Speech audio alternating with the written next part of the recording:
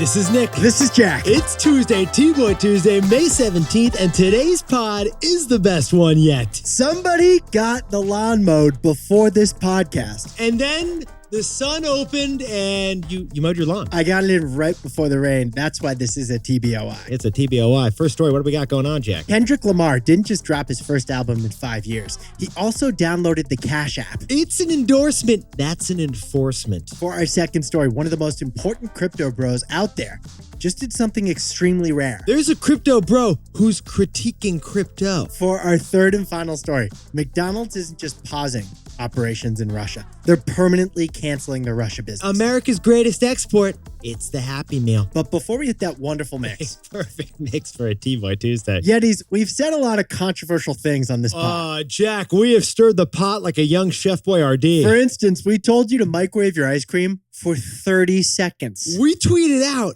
our own Uber ratings. That guac you thought was free?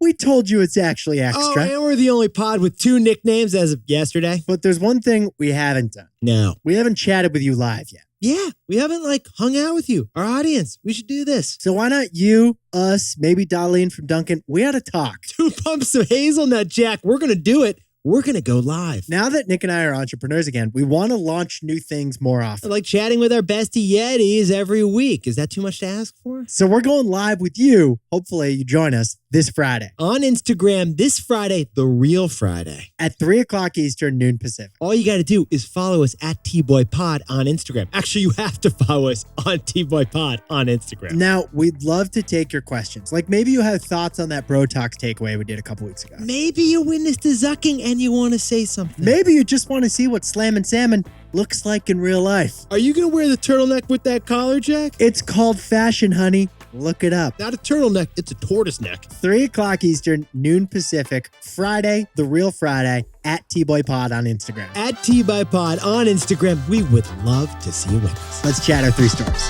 15 years before this song, 2 boys from the Northeast met in the dorm. They had an idea that caused a cultural storm. It's the best one yet, but the best is the norm. Jack, Nick, that's it. I don't even think they need to practice. 50%, that's a fat tip. T-Boy City on your at list. If you know, you know, cause we ready to go. We can't wait no more, so just start the show. Start the show. For our first story, rapper Kendrick Lamar is partnering with the Cash App. Because the goal of fintech should be cultural finance. Okay, so a lot of rappers talk about money. Kendrick Lamar's latest album, he's talking about therapy on the 3rd track. Kendrick Lamar doesn't rap, Nick. He opens up his journal and rhymes his diary. That was actually pretty poetic yourself, Jack. That wasn't too shabby. No, it wasn't. It was actually quite a fumbling line right there. No, but I thought, you know what it was? It was a natural fumble, and that works in the studio. That's part of the vibe. I call that an endearing human imperfection. And you know what?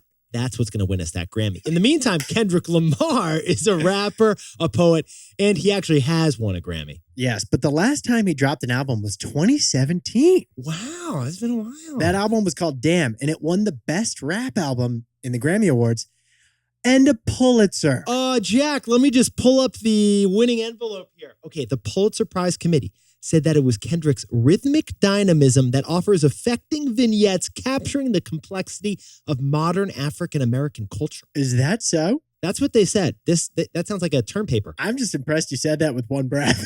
In the meantime, while I catch that breath, Kendrick's latest album happened to have just dropped in the last week. And so did the dates for his live tour, which is 67 concerts. They all start in July, and they're across 3 different continents. But besties, Yetis named Bestie. This story that Jack and I whipped up, it's not about Ticketmaster and it's not about Spotify or the whole music industry. No, because tickets for Lamar's concerts, they go on sale Friday. Unless you're using the Cash App. If you use the Cash App, they're on sale a day earlier. Now, here's what Jack and I found fascinating about this story. Your typical celebrity endorsement. Jack, what are you going to see for your typical celebrity endorsement? You're going to see a hashtag ad. You might see a TikTok. You're going to see some Insta posts. You might even see a TV commercial. Or maybe if they kick things up a notch, you're going to see some outdoor advertising like billboards, which, are expensive these days. But Kendrick Lamar's deal with Cash App is different. This is an endorsement with enforcement. This is an endorsement with enforcement. To get the best seats at one of Kendrick's concerts, you're going to want to buy them on Thursday.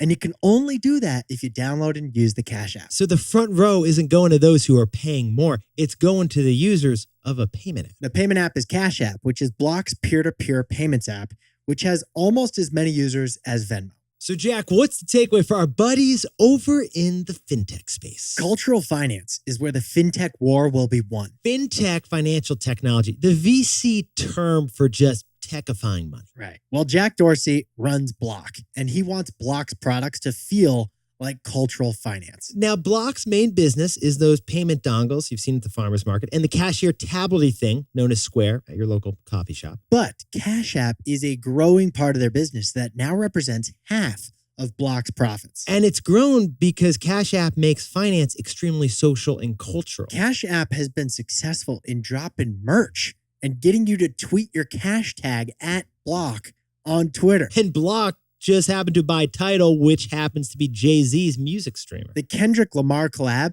is a shot fired in Block's cultural finance race. To pimp a butterfly, you're not thinking Venmo, you're thinking Cash App.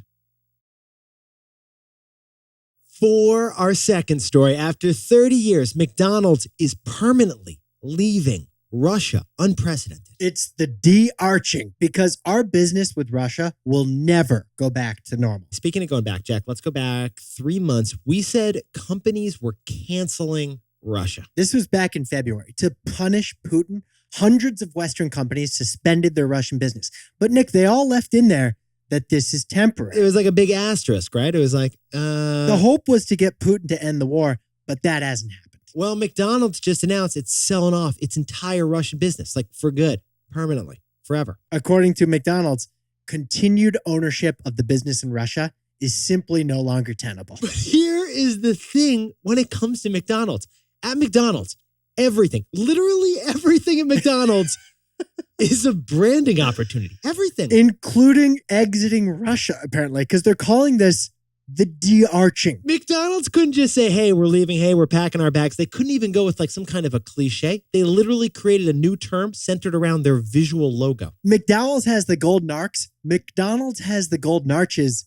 Russia has the de-arching. McDonald's literally said they are de-arching from Russia, which, Jack, can we give a definition of the new term? Yeah, they're selling all of their Russian restaurants and forbidding the new owners of those formerly McDonald's restaurants from using anything that's McDonald's branded. Jack, there can be no McDonald's branding anywhere. From Moscow to Minsk, nothing McDonald's. They're sending supervisors to Russia to make sure that each location dumps out all the special sauce and scrubs away all the makeup from Ronald so that he's just not a clown anymore, just a man sitting on a bench. You walk in, would you like fries with that? Yet, not happening. No fries with anything. Okay, but Nick, is this exit from Russia a financial blow for McDonald's? So that's the big question here, because McDonald's has 847 restaurants in Russia, which feels like a lot of restaurants. But that's less than 2% of the total sales of the company. Okay, Jack and I jumped in T-Boy style. Get this. The state of Ohio has more McDonald's than the entire country of Russia. And Ohio's not even that big a state. No, it's not. It's actually, we also looked that up. Russia is 150 times larger geographically than the state of Ohio. I didn't know we looked that up. I guess I did it like in our T-Boy time. So McDonald's estimated that the cost of shutting down the Russia business, it's going to be a $1.4 billion hit on this next quarter's earnings. But to sprinkle on a little more context here, McDonald's is worth $200 billion. So they're going to handle this $1.4 billion.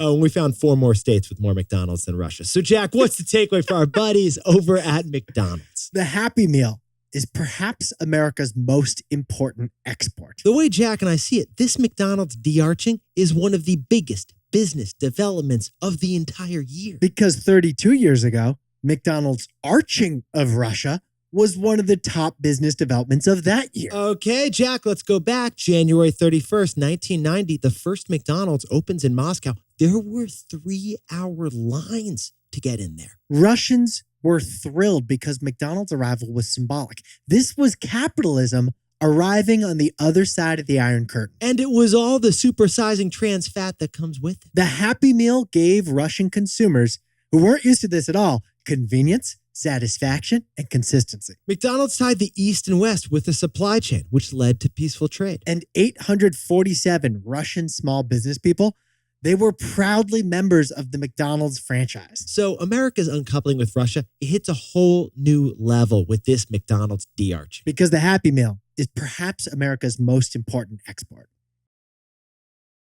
And now a word about our sponsor, Robinhood. So for the last 3.5 years, Jack and I were running a startup within a startup, basically. We turned our company Market Snacks into Robinhood Snacks, the news arm of Robinhood. And at Robinhood, we co-hosted the Snacks Daily Pod that you got to know and love. At Robinhood, we also got to hire an awesome team of news people who run the Robinhood Snacks newsletter. Wild fact here, the biggest newsletter in America, Robinhood Snacks. A key detail, though, not many are aware of, is the editorial independence. So Jack and I set it up so that we could independently cover the most interesting and most important news stories of the day. Robinhood's commitment to free, digestible news snack style was an awesome differentiator. Yeah, if you're not investing in Robinhood yet, to get started, go to robinhood.com/tboy and choose a free stock. That's robinhood.com/TBOY. Certain limitations apply. All investments involve risk. Robinhood Financial LLC, member SIPC. By the way, Robinhood is no longer affiliated with us or the podcast. For our third and final story, Jack, is that a handheld or is that one of those like riding lawnmowers you're working with over there? We ride at dawn. Do you actually have a riding one? No, I don't. I've never cut any grass. But so you know I don't have an know. electric lawnmower. It's so quiet and you don't have to do this. Like you don't have to herniate your disc. Yeah, I know what you mean. Either way, I have a feeling I'd be dangerous with any kind of lawn cutting equipment, so I'm going to stay away. All right, In the meantime, a city guy, you don't know how to do it. the sidewalks clean themselves. For our third and final story, one of the biggest rock stars of crypto just bashed Bitcoin. In the world of crypto, that is rare. That just doesn't happen. But before we hit this, the fourth biggest startup in the United States, it's actually not an American company anymore. They moved to Bahamas. Yeah, they did. It's the crypto exchange known as FTX, and its founder is Sam Bankman-Fried. He goes by SBF. Sam Bankman-Fried is a bit of a wunderkind of crypto. Yes, great pronunciation. And he kind of looks like he just slept in a dishwasher. Huge, curly forest head of hair, khaki cargo shorts. This guy's the anti-swag. This is Fruit of the Loom socks inspired, paired with a Hanes tee. Not the look you picture for someone worth $21 billion.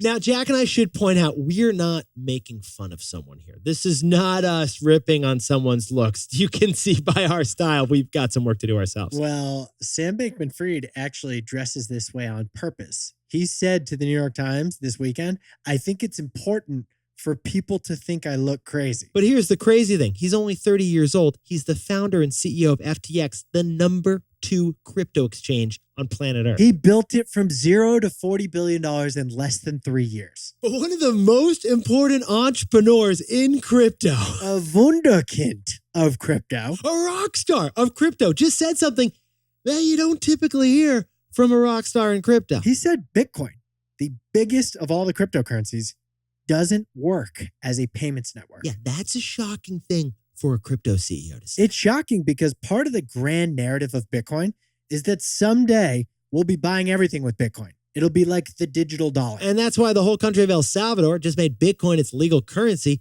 They're hoping for that. But Sam Bankman-Fried just said on Monday, it's never going to be that. Bitcoin is too inefficient and it's too energy intensive to become a payments network. Yeah, because Bitcoin runs on a proof of work blockchain system, and that's a more complex system. To make the Bitcoin network work, miners have to use so much energy, more energy than Norway or Sweden. And if it became bigger, it'd be more energy than like the United States. Well, as FBF points out, a proof of stake cryptocurrency would be better for payments than Bitcoin would. And we should point out, Bitcoin isn't a payments network today, but it's still a store of value, like gold. And that's how most people use it today, as an investment. But the ultimate dream is that it becomes a currency you use to buy everyday things. And that's the part that SBF thinks isn't going to happen. So, Jack, what's the takeaway for all of us who are in crypto? It's refreshing to see a crypto rock star critique something about crypto. Crypto, it's become the most polarizing issue in finance. So typically, you just hear 2 extremes. One extreme is the crypto skeptical, who fully bashes everything about crypto. Yeah, like Warren Buffett, the legendary investor, says Bitcoin is literally worthless. The other extreme you hear is the crypto bro, who pumps Bitcoin and chews your ear off like it was a DraftKings promo code. There are so many CryptoPods and Twitter accounts on this. Like Jack, the one you were just listening to. Yeah. They are actually just rah-rah cheerleading audios. Yeah, one episode is like, the Bitcoin price is up. Well, it's going to hit $1 million next. Bitcoin's price is down. Great time to buy some Bitcoin. Be brave. Join the revolution. Buy now. Matt Damon, Tom Brady. SBF has a financial incentive to be pro-crypto, but just said that Bitcoin has a weakness. So it's refreshing to see a crypto rock star critique something about crypto. Jack, can you whip up the T-Boy Tuesday takeaways for us over there? Kendrick Lamar's Cash App endorsement deal is enforced with ticket sales. Cultural finance, that is where the fintech war will be won. For our second story, after 32 years, McDonald's is exiting Russia for good. It's a big deal because the Happy Meal is America's most important export. And the de-arching is an impressive instance of branding. Just brand anything over For there. our third and final story, Sam Bankman-Fried definitely wants Bitcoin to rise in price because he owns it. But Jack and I own a bunch of crypto too, and yet we still think it's nice for someone in crypto to critique something about crypto. It's really refreshing. It is pretty refreshing, actually. Now, time for the best fact yet. This one sent in by a legendary Yeti bestie named Monica Song in New York City. Great white sharks, they're not just the apex predator of the ocean. Yeah, it's like a Jane Austen novel. They're actually gossipers. They love to socialize. It turns out great white sharks spend up to an hour a day communicating with other sharks about food, life, and what's happening in the town. Yeah, and they mingle, they share info on like where the food is. They spend a lot of time just talking. Did you hear about Andy getting his head stuck in a chum bucket? Are you kidding me? Can you tell me more about that whale carcass? Researchers have found that great white sharks actually hunt together as a family and enjoy quality time. Yetis named bestie, you look fantastic today. And if you want to hang out so we can all see each other, how about we hang out Friday at 3 p.m. Eastern on Instagram at TBoyPod. Yeah, that's it. At TBoyPod. It's our first of many, hopefully, unless this goes terribly badly. Yeah. In the meantime, HYH TBOY. Have you had the best one yet?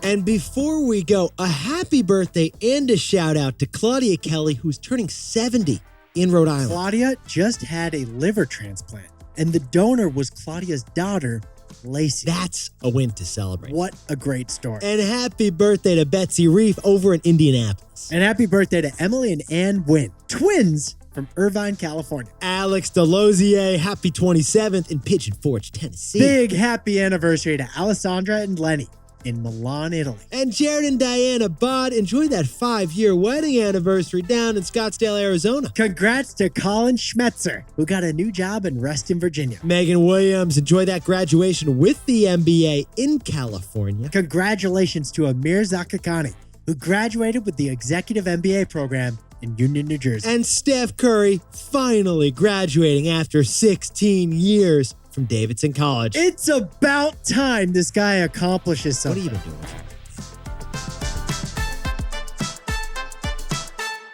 This is Jack. Nick and I both own stock of Block, Spotify, and Robinhood, and we both own some Bitcoin. And now word about our exclusive sponsor, Robinhood. Look, we're not tech guys. We're not engineers. Nick, I'm no product manager. You look great, but we're not technically. When our computer's not working, Jack and I turn it off and then we turn it back on again. But when we moved to California to join Robinhood, we were in tech's mecca. So we were soaking up as much about the tech industry as we could. One thing we saw about the tech industry at Robinhood was insane customer focus. Every product launched, every tweak made to the app was a laser-focused move on customers. Robinhood would be interviewing hundreds of users to figure out if one tweak of one button in the app would improve the experience. Inside of Robinhood, we saw that everything the company did was focused on the best outcome for you, the customer. If you're not investing on Robinhood yet, to get started, go to Robinhood.com/tboy and choose a stock. That's Robinhood.com/TBOY. Certain limitations apply. All investments involve risk. Robinhood Financial LLC, member SIPC. By the way, Robinhood is no longer affiliated with us or this podcast.